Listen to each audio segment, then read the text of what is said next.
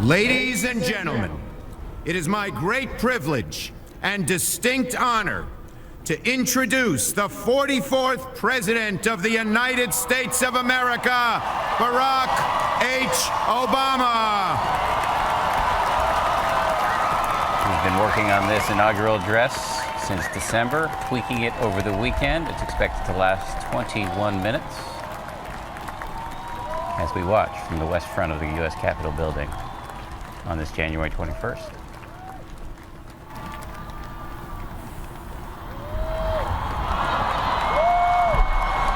Thank you.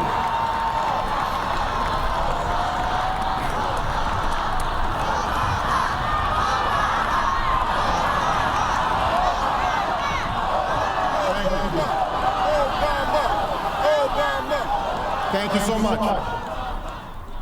Vice President Biden, Mr. Chief Justice, members of the United States Congress, distinguished guests, and fellow citizens. Each time we gather to inaugurate a president, we bear witness to the enduring strength of our Constitution. We affirm the promise of our democracy. We recall that what binds this nation together is not the colors of our skin or the tenets of our faith or the origins of our names. What makes us exceptional, what makes us American, is our allegiance to an idea articulated in a declaration made more than 2 centuries ago. We hold these truths to be self-evident, that all men are created equal,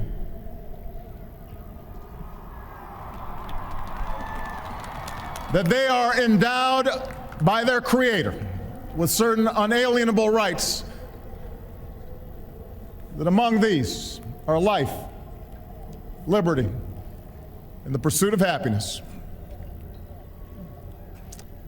Today, we continue a never-ending journey to bridge the meaning of those words with the realities of our time.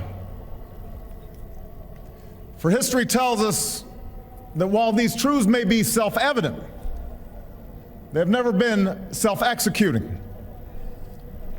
That while freedom is a gift from God, it must be secured by His people here on earth.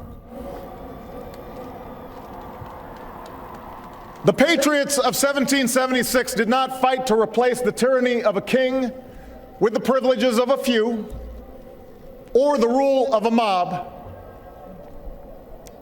They gave to us a republic, a government of and by and for the people, entrusting each generation to keep safe our founding creed. And for more than 200 years we have. Through blood drawn by lash and blood drawn by sword, we learned that no union founded on the principles of liberty and equality could survive half slave and half free. We made ourselves anew and vowed to move forward together. Together, we determined that a modern economy requires railroads and highways to speed travel and commerce, schools and colleges to train our workers. Together, we discovered that a free market only thrives when there are rules to ensure competition and fair play. Together, we resolved that a great nation must care for the vulnerable and protect its people from life's worst hazards and misfortune. Through it all, we have never relinquished our skepticism of central authority, nor have we succumbed to the fiction that all society's ills can be cured through government alone. Our celebration of initiative and enterprise, our insistence on hard work and personal responsibility, these are constants in our character. But we have always understood that when times change, so must we. That fidelity to our founding principles requires new responses to new challenges. that preserving our individual freedoms ultimately requires collective action. For the American people can no more meet the demands of today's world by acting alone than American soldiers could have met the forces of fascism or communism with muskets and militias. No single person can train all the math and science teachers we'll need to equip our children for the future, or build the roads and networks and research labs that will bring new jobs and businesses to our shores.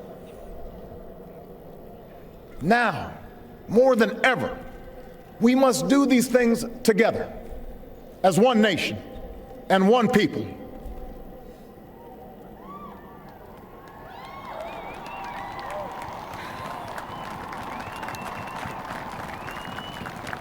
This generation of Americans has been tested by crises that steeled our resolve and proved our resilience.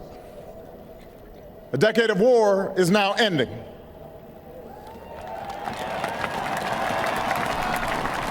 An economic recovery has begun.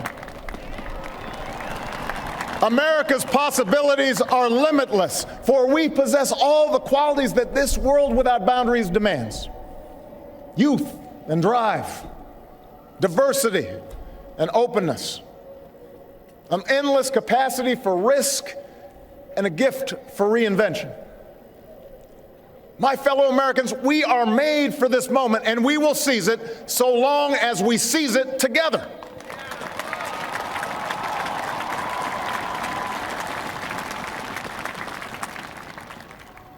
For we, the people, understand that our country cannot succeed when a shrinking few do very well and a growing many barely make it. We believe that America's prosperity must rest upon the broad shoulders of a rising middle class. We know that America thrives when every person can find independence and pride in their work, when the wages of honest labor liberate families from the brink of hardship. We are true to our creed when a little girl born into the bleakest poverty knows that she has the same chance to succeed as anybody else because she is an American, she is free, and she is equal not just in the eyes of God, but also in our own.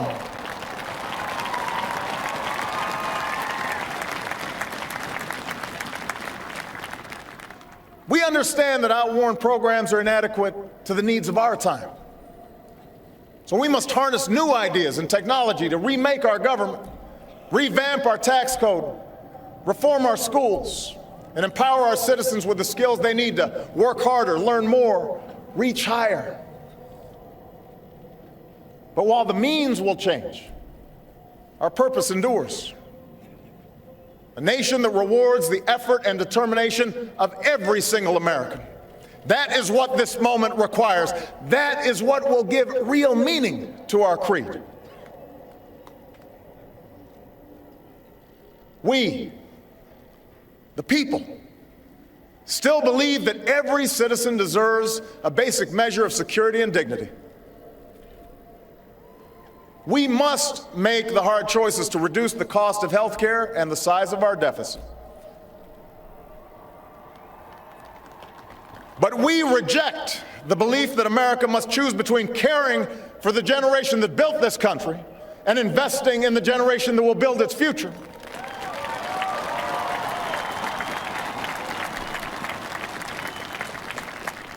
For we remember the lessons of our past, when twilight years were spent in poverty and parents of a child with a disability had nowhere to turn. We do not believe that in this country freedom is reserved for the lucky or happiness for the few. We recognize that no matter how responsibly we live our lives, any one of us, at any time, may face a job loss or a sudden illness or a home swept away in a terrible storm. The commitments we make to each other through Medicare and Medicaid and Social Security, these things do not sap our initiative, they strengthen us. They do not make us a nation of takers, they free us to take the risks that make this country great.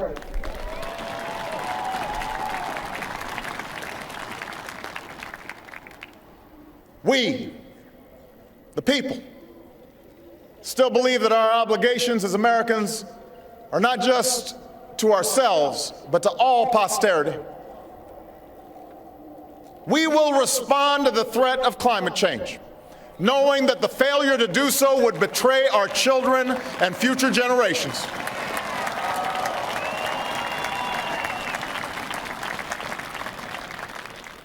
Some may still deny the overwhelming judgment of science, but none can avoid the devastating impact of raging fires and crippling drought and more powerful storms. The path towards sustainable energy sources will be long and sometimes difficult. But America cannot resist this transition. We must lead it. We cannot cede to other nations the technology that will power new jobs and new industries. We must claim its promise. That's how we will maintain our economic vitality and our national treasure.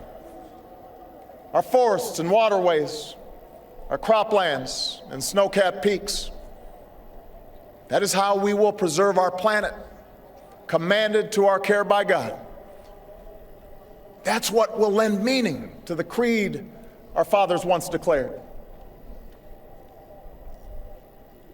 We, the people, still believe that enduring security and lasting peace do not require perpetual war.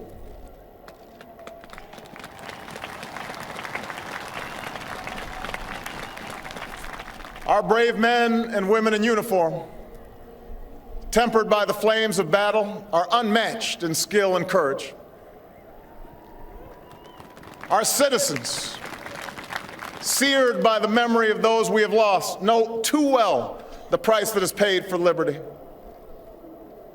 The knowledge of their sacrifice will keep us forever vigilant against those who would do us harm. But we are also heirs to those who won the peace and not just the war, who turned sworn enemies into the surest of friends, and we must carry those lessons into this time as well. We will defend our people and uphold our values through strength of arms and the rule of law. We will show the courage to try and resolve our differences with other nations peacefully, not because we are naive about the dangers we face, but because engagement can more durably lift suspicion and fear. America will remain the anchor of strong alliances in every corner of the globe. And we will renew those institutions that extend our capacity to manage crisis abroad. For no one has a greater stake in a peaceful world than its most powerful nation. We will support democracy from Asia to Africa, from the Americas to the Middle East, because our interests and our conscience compel us to act on behalf of those who long for freedom.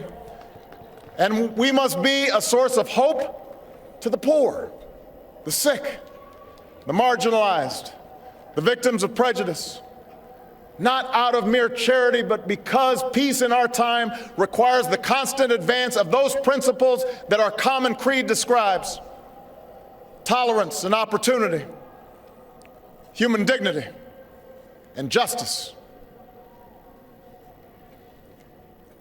We, the people, declare today that the most evident of truths, that all of us are created equal, is the star that guides us still.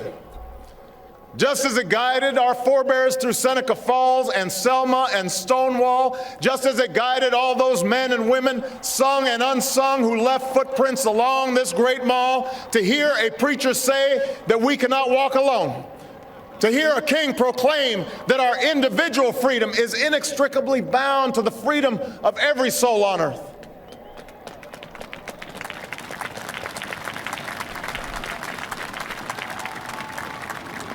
It is now our generation's task to carry on what those pioneers began.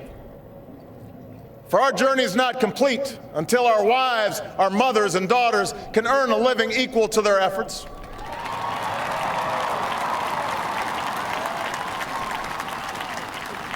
Our journey is not complete until our gay brothers and sisters are treated like anyone else under the law. For if we are truly created equal, then surely the love we commit to one another must be equal as well. Our journey is not complete until no citizen is forced to wait for hours to exercise the right to vote.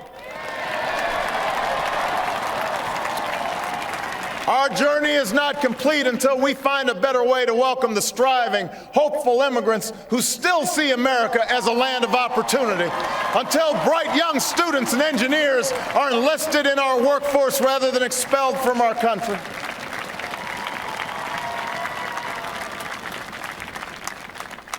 Our journey is not complete until all our children, from the streets of Detroit to the hills of Appalachia to the quiet lanes of Newtown, know that they are cared for and cherished and always safe from harm. That is our generation's task, to make these words, these rights, these values of life and liberty and the pursuit of happiness real for every American. Being true to our founding documents does not require us to agree on every contour of life. It does not mean we all define liberty in exactly the same way or follow the same precise path to happiness. Progress does not compel us to settle centuries-long debates about the role of government for all time, but it does require us to act in our time.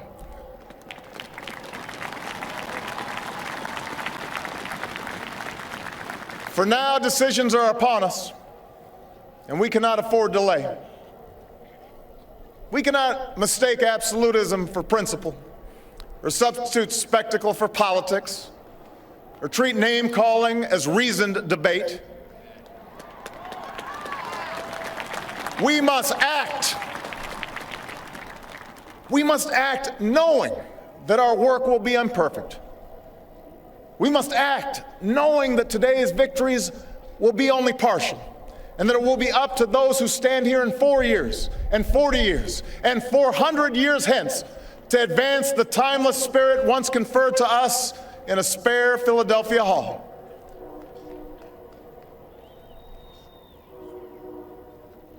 My fellow Americans, the oath I have sworn before you today, like the one recited by others who serve in this Capitol, was an oath to God and country, not party or faction. And we must faithfully execute that pledge during the duration of our service. But the words I spoke today are not so different from the oath that is taken each time a soldier signs up for duty, or an immigrant realizes her dream. My oath is not so different from the pledge we all make to the flag that waves above and that fills our hearts with pride. They are the words of citizens, and they represent our greatest hope. You and I, as citizens, have the power to set this country's course. You and I, as citizens, have the obligation to shape the debates of our time, not only with the votes we cast, but with the voices we lift in defense of our most ancient values and enduring ideals. Let us, each of us, now embrace with solemn duty and awesome joy what is our lasting birthright. With common effort and common purpose, with passion and dedication, let us answer the call of history and carry into an uncertain future that precious light of freedom. Thank you, God bless you, and may He forever bless these United States of America.